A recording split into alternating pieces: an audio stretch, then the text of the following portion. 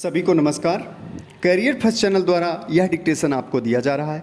बिल्कुल नया मैटर है, महत्वपूर्ण है, ध्यानपूर्वक लिखिएगा। Ready start.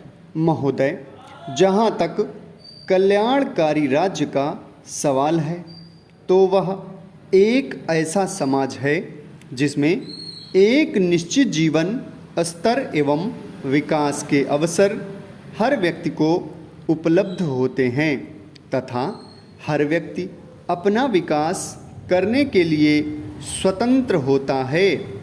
वर्तमान युग में लोक कल्याणकारी राज्य की अवधारणा एक युगीन आवश्यकता बनकर दिनों दिन लोकप्रिय होती जा रही है। नवीन लोकतांत्रिक राज्य इसे अपना रहे हैं तथा इसके आदर्शों को मूर्त रूप प्रदान करने के लिए कृत संकल्प दिख रहे हैं। कल्याणकारी राज्य का सिद्धांत राज्य की उपयोगिता स्वीकार करते हुए राज्य को लोक कल्याण एवं व्यक्ति के विकास से संबंधित व्यापक उत्तरदायित्व सौंपता है। बिना कल्याणकारी राज्य के सिद्धांत को स्वीकार किए लोकतंत्र और समाजवाद के आदर्शों को अमली जामा नहीं पहनाया जा सकता। पैरा।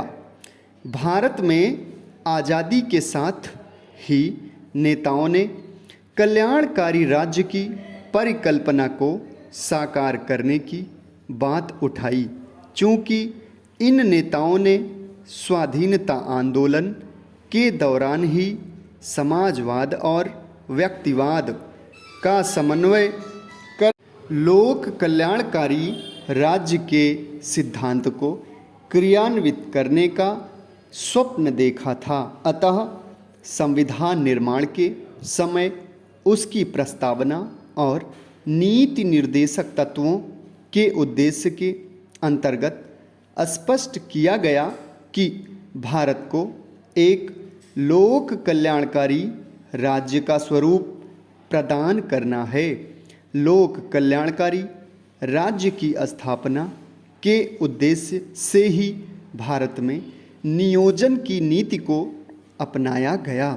साथ ही शिक्षा के क्षेत्र में विविध प्रकार की सुविधाओं का विस्तार, जमींदारी उन्मूलन, चकबंदी, भूमि सुधार, ग्रामोद्योग जैसी व्यवस्थाओं द्वारा भारत में लोक कल्याण के धरातल का विस्तार हुआ है।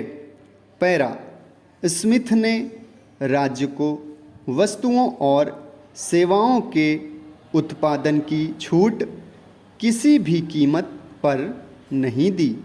उसका मानना था कि बाजार की शक्तियाँ उत्पादन, वितरण, विनिमय, उपभोग और संसाधनों के आवंटन से जुड़े प्रश्नों और समस्याओं का अनुकूलतम हल खुद ब खुद निकाल लेगी। व्यक्तियों के आत्महित और बाजार की अदृश्य सत्ता अर्थव्यवस्था को सही रास्ते पर ले जाने में पूरी तरह सक्षम है।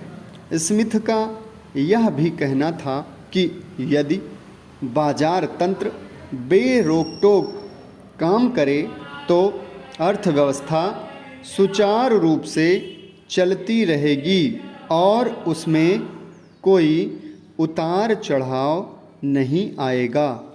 कुल मिलाकर स्मिथ की मान्यता के अनुसार राज्य को गरीब के हित, मजदूर के अधिकार की रक्षा और सामाजिक न्याय से प्रेरित होकर अर्थव्यवस्था में हस्तक्षेप करने से दूर रहना चाहिए। हालांकि 19वीं सदी में मजदूरों ने ब्रिटेन तथा अन्यत्र अपने अधिकारों की रक्षा के लिए शक्तिशाली आंदोलन चलाए, जिनसे मजबूर होकर राज्य को उनके हितों की रक्षा के लिए कानून बनाने पड़े। ये कानून काम के घंटों, बाल और नारी श्रम, कारखानों में सुरक्षा आदि से जुड़े थे। धन्यवाद। समाप्त। जो बंधु टेस्ट देने जा रहे हैं एपीएस का स्किल, वो इसका ट्रांसक्रिप्शन जरूर करें और अपनी गलतियों पे नज़र रखें और उन्हें सुधारें। धन्यवाद एवं परीक्षा की बहुत शुभकामनाएं।